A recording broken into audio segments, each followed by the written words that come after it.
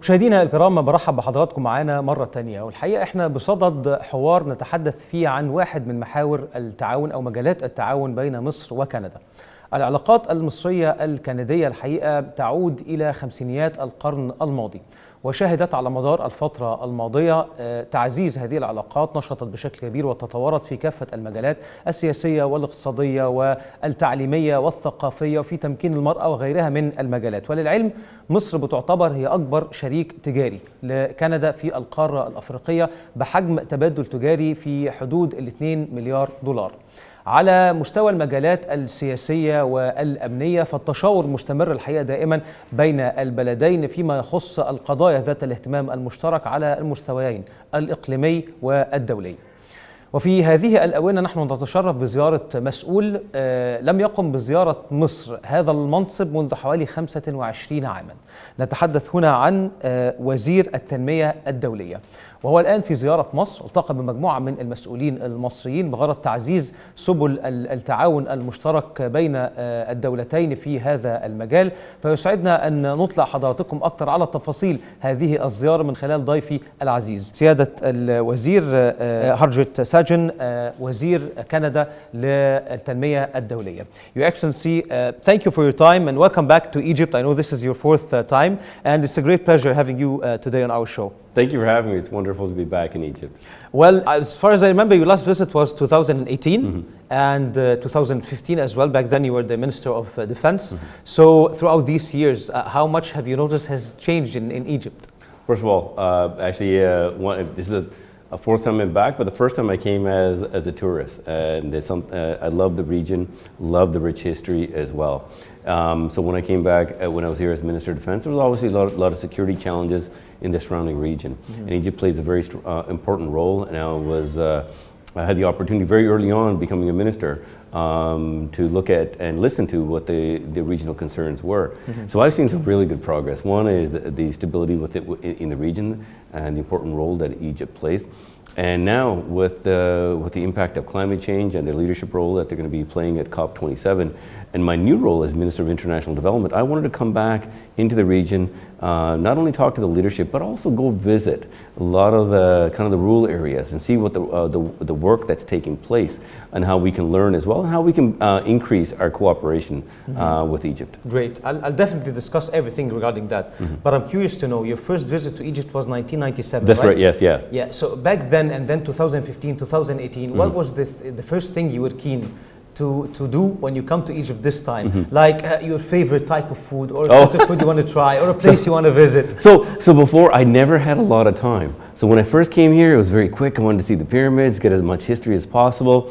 Then when I came as minister, I was only coming for 2 days at a time. So there wasn't much opportunity. So now I'm in my new role. I wanted to learn. I want to take opportunities to learn about the culture as well. So I had the opportunity. I said, I want to eat, what is the local dish that everybody likes?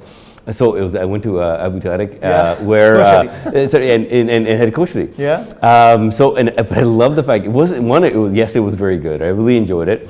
But also I had a lot of fun to see how it was prepared. Yeah. So I got to go back and they were showing me how it was thrown around, trying all those things. I love the atmosphere and I can see why.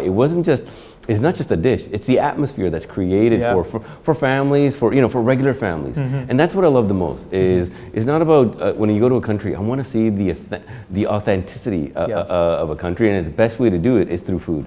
Yeah, definitely is one of the ways that you feel the spirit of every country. That's right, and you taste it as well. Yeah, so. Exactly, and I'm sure you tried food and falafel. Sorry? Oh yeah, of course, yes, you yes, did. yes, yes, definitely. yes. This is a basic dish. Yes, absolutely, yeah. Okay. So I had many opportunities where, and to be honest, yes, you eat a lot, but the thing is, you get good opportunities to work it off as well. Great, great. All right, I'm curious to know, in terms of the Canadian Minister for International Development, the last visit was 25 years ago. That's right. So now that it's happening now, is it because of Canada having a different vision regarding Egypt, or Canada is interested to strengthen the cooperation with Egypt in that field? First of all, we do want to strengthen our international cooperation. That's a given. But when it comes to, even though as a Minister of International Development hasn't been here for that long, it doesn't mean that Canada was not here. In fact, actually, Egypt plays a very strong role, and Canada recognizes that. There's a lot of work and cooperation that has been done in other parts of the world, and something that we have very strong embassy staff through our ambassador to maintain those connections. And one of the reasons for me to personally be able to come back is, like as I stated, Egypt plays such a strong role in the region when it comes to stability, set an example as well. And as you know, when it comes to COP27, I wanted to talk about some of the challenges. Where are the areas that we can work together? Also, I wanted to have the field visits to see firsthand some of the work that's taking place. It's an opportunity for me to learn as well exactly where we can cooperate, but I also take lessons from those visits to my other international missions, saying, listen, here's something here that's working in this part of Egypt. Maybe this can help you as well. So it's a great two-way streak. Okay, and what have you seen that you have been impressed with, and you're planning to state it as a model, if I may say? One of the things, one is I'm very impressed with the nation's vision for the empowerment of women, and you see it. It's not just tokenism of words or words in a document. I got to see firsthand some of the work that the UN Women are doing. I got to speak with some of your ministers to see some of that work that's taking place. That was in Damanhur, right? Sorry? In Damanhur, in Bahira? That's right. Yeah, that's right. Yes, yeah. So I got to see, and apologies for not knowing the exact wording, it's okay. but no, I got to see firsthand because it's easy. These are something that's easy to say.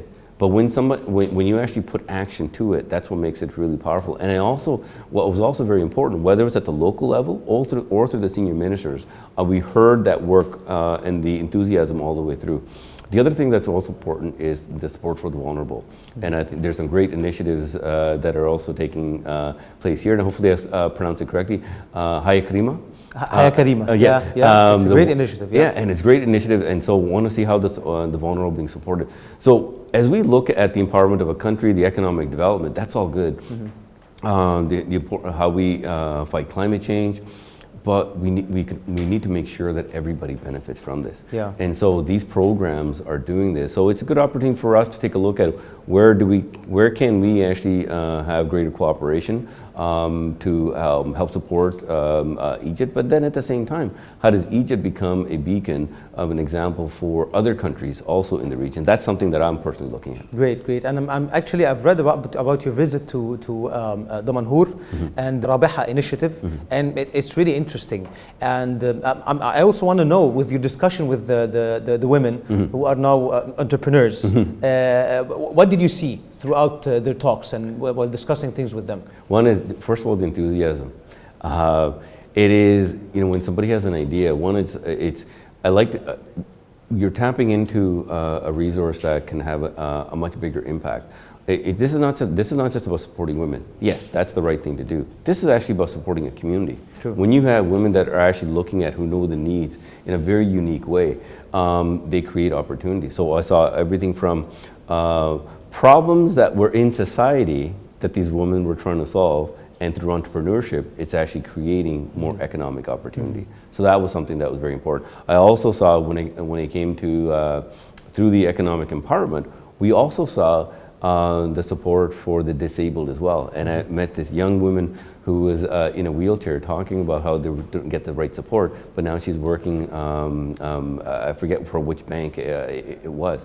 It goes to show that you're seeing value and the empowerment in everybody. And that's an example that needs to be said. It's not talked a lot about, because we talk about the vulnerable sometimes, the poor, but then even within the vulnerable, there's even a greater population of vulnerability. True. And those are the disabled as well.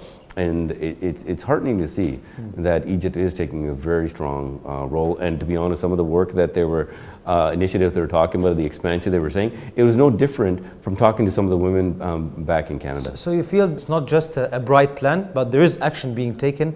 Women are empowered, they are having their opportunities now. Part of them are the disabled as well, they're having their chances. So you feel there's good progress in that sense? Oh, absolutely. In fact, actually, I like to see that there's a national vision that's signed off by the president and the entire leadership. But when you see it through all the way down to the local level, then you know that something is you're actually seeing the progress. And obviously, this is not going to be easy either, right? There's always a lot of challenges that come within it. But when you see the leadership, the governor, and also ministers who are actually very serious about this, you know it's going to have the impact.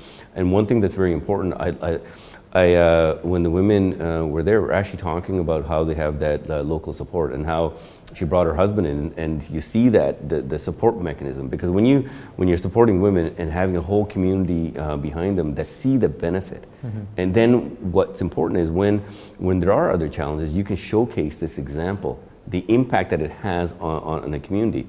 And I've seen this in other parts of the world, but I think here, because you have a very strong connection from the leadership all the way down to the local level, it's going to have a greater impact. Where in some other places you see progress, but sometimes we're working with partner NGOs to see that progress, because in some places the governance structure is not fully there for that support. But here you do see this, and you need to have the totality of support to making sure when there's an initiative in place, to making sure that it goes to a next level. Because there's the economic opportunity. We are personally feeling this in Canada, the empowerment of women, making sure that there's daycare there. We're tapping into resources and creating economic opportunities in Canada as well. Great. And throughout our discussion, you have mentioned Haya Karima. What do you think of this initiative that is in plan to change the life of 58 million people? And you know, now we are 100 million plus in Egypt. Yeah. So we're talking about more or less about 60% of the Egyptian population. It's good to see, this initiative supporting the vulnerable, the poor, because economic growth for a nation, if it does not touch everybody, it's going to cause even greater problems. True. And a nation is also judged in how it supports its most vulnerable. So this initiative is extremely important. I'm extremely thrilled, and I just met with the Minister of Social Solidarity, and as they were talking through it, I really didn't have many questions. I had an opportunity to talk to them about learning. Again, talking about sexual reproductive health, talking about young girls that are how do they to challenge the aspects of human trafficking, how do they get support? All aspects from agriculture all the way through, you see that mechanism that's taking place. And the minister herself is also a force to be reckoned with, and the leadership that they're bringing to the table. And I got to see how they're working with not only with other ministries as well to making sure that the support is there, but also working with the governors to making sure that the connection with the local community is taking place.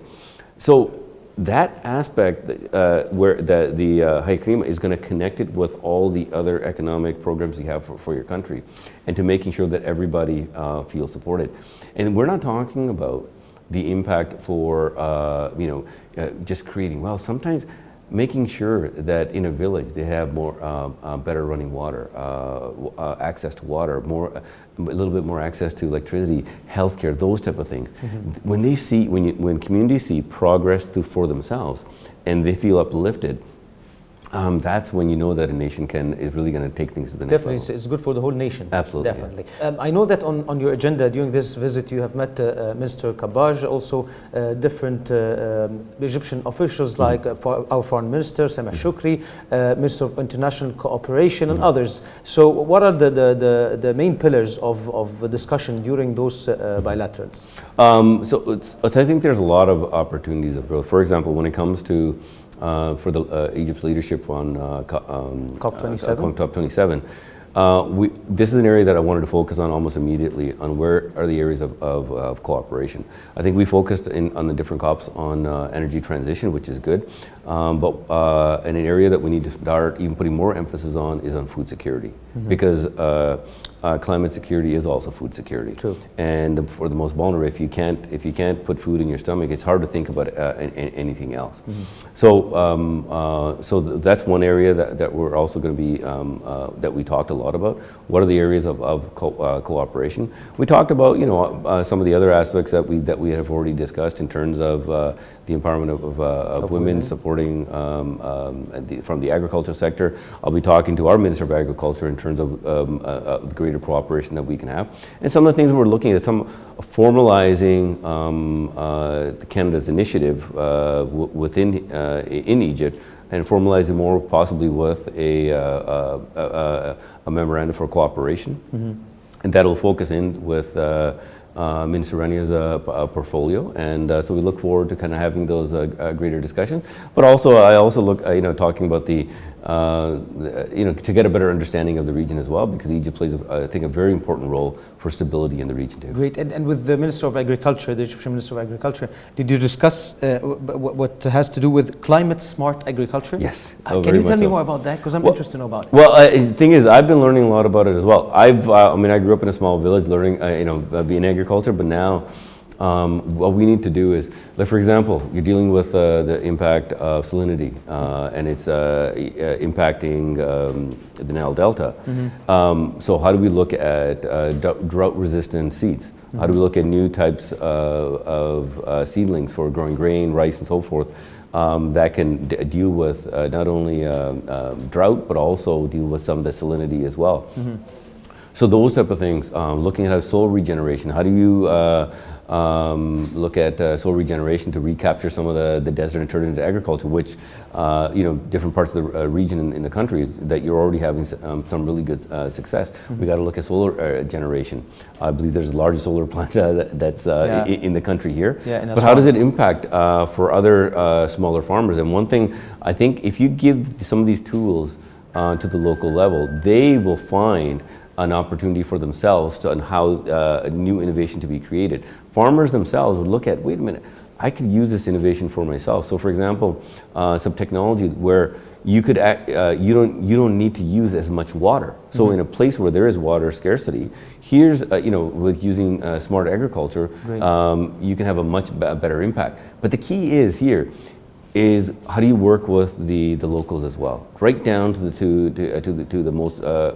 rural level, because getting their buy-in is very important. And I saw some of that work where a farmer was telling me, I got corn on one side, which is the traditional way of planting, and on the other side we have drought-resistant seeds and the way how they're doing the irrigation, biofertilizer that doesn't use chemicals, and he's saying that I'm already seeing an impact and the difference between the different crops. So when you have the proper, it's great that he's comparing as well. Well, exactly. So what you're doing is not just bringing technology to them.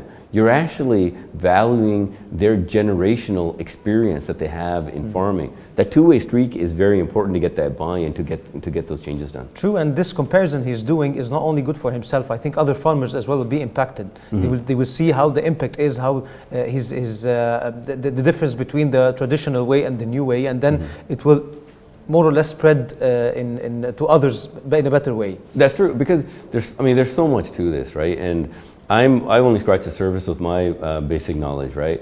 But we need to maintain flexibility. There's in agriculture, and making sure that you have that connection with the farmer so that they're flexible enough or wanting to that change. The last thing you want is when farmers are resistant to some of that change, and maintaining that communication all the way through is very important. Consulting with them, something that I got to see firsthand, where that consultation is taking place, and when you see smiles on farmers' faces, what I translate that into is not just that they're looking at how they can feed their families, right? When we look at from the farming side, I also look at, okay, if now agriculture is being improved, what is the healthcare for that? How is how's the healthcare for young mothers, to making sure that they can give birth in a safe area, education for the kids as well. All that is important. So we can't just talk about one portion of society. We need to look at the totality of things. So that's why, for me, when we talk about food security, we are looking at the whole package of support. So we look forward to the greater cooperation, learning more, and figuring out how more we can actually cooperate further. Great, and in terms of food security as well, and you have mentioned the scarcity of water resources, and that brings up the issue of the Ethiopian dam. How do you see this issue, and how Egypt have been dealing with it in the past 10 or 12 years now? Well, first of all, climate change has impacted many countries. The importance of water is there, and the scarcity piece that we do need to address, and we do need to address the concerns of every nation. And I think as we move forward, Canada looks to how we can be a constructive partner, bringing kind of thoughts together. Let's take a look at what those concerns are. How can we look at technology to improve things? Because it's not, solving one problem could make another problem there. We need to look at the entire Nile Delta. And I'll give you an example. I was in South Sudan, and the flooding that's taking place there because the water is not able to flow, and it's flooding and creating significant displacement. So the issue of water is not just about one area. You need to look at how the entire area is impacted, and it's one of the reasons why I travel a lot and try to highlight some of those concerns. So this is something very important, I think, for the entire world right now. That even in the West, they're having a lot of droughts as well. Like Europe is taking a significant hit. We have our heat domes that are taking place. The U.S. As well. So it's a great opportunity right now to say that the vulnerable nations, especially in those climates, have been dealing with this for a very long time. So how can we better help them? Climate change is definitely an issue, and I have seen your interest, and you've brought it up a couple of times, and I was trying to just push it a little bit to the back because I want to talk about COP27 as well. But climate change now, maybe the normal people, normal citizens, weren't really aware of the challenge, but now what we see happening in the world with the extreme weather conditions, with bushfires in Canada, in Europe, and on the other hand in Asia and the Gulf, they're having storms and floods. And what do you think, or what are your expectations from COP27 and how Egypt is preparing for it? Because especially Egypt is keen that the theme of COP27 is taking action. How do you see COP27 and the cooperation between Canada and Egypt in that sense for the preparation of this First event? of all, I was very happy to hear that actually Egypt was chairing COP27. It sends a very strong message just to the area that, just to send a message to the global south, the importance of hosting it here. So the work that needs to be done, I'm glad we're actually focusing on the implementation. I'm personally, with my own background, I want to look at implementation. I want to see results. It's not about how much what we say or how much we pledge, right? The pledging piece is important, but we got to turn it into action. And to turn it into action, you need a good implementation plan, because you can easily sign off on checks on the projects that may not have the direct impact. So we got to put the science, put the right experts together, bring the partners together. When you talk about one issue, how do we look at another? For example, so when we talk about food security, we're talking about water management. We also need to talk about, for example, in the continent of Africa, 30% the food is wasted because of lack of storage or lack of transportation. So, or even sometimes there are trade issues that prevent food from getting to the right places as well. So when we talk about food security through the climate lens, those are the things that we're looking at. So Canada has actually doubled our commitment when it comes to climate financing. We'll be coming to the table in terms of what are the initiatives that we are putting forward. There's already some that we're already starting with. And what I'm hoping for is that how Egypt and Canada can cooperate further and set a very strong example. One, Egypt itself, by leading by example. But then how do we use this and encourage other nations to do the same thing? Because in the Global South did not create the climate crisis. Developed nations have. And we're very mindful of that. So developed nations, you need to step up and provide the support, just like Canada has. But now what we need to do is we can't just, this money can go very quickly. What we need to do is making sure that it goes to the right place, that actually works through the proper scientists, that it has the appropriate impact. So we're talking about water, we're talking about agriculture, we're making sure that the energy transition. I know that there's good discussion on hydrogen. In Canada, we have some really good technology on hydrogen. How do we have greater collaboration on innovation as well? One thing I try to focus on is sometimes somebody has a solution to somebody's problem, but the person who has the problem here doesn't know that the solution actually exists. So we have to start that collaboration further. And so when I visit through my international portfolio, I also have a domestic portfolio for the economic development of my province for federally. So I get to visit a lot of companies and see some of the initiatives. And I don't know how many times I go to a company and say, oh my God, I think this project could be very useful in this country over here.